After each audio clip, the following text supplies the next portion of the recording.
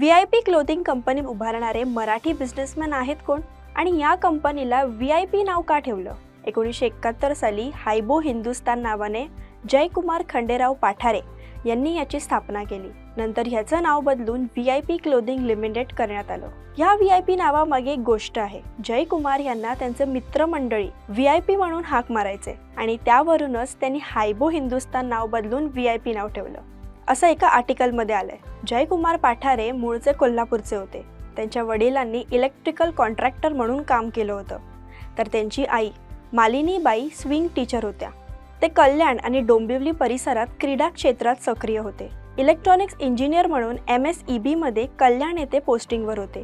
त्यांच्या कारकिर्दीनंतर त्यांचे दोन पुत्र सुनील जयकुमार पाठारे आणि कपिल जयकुमार पाठारे यांनी 1991 मध्ये VIP ची कमान हाती घेतली।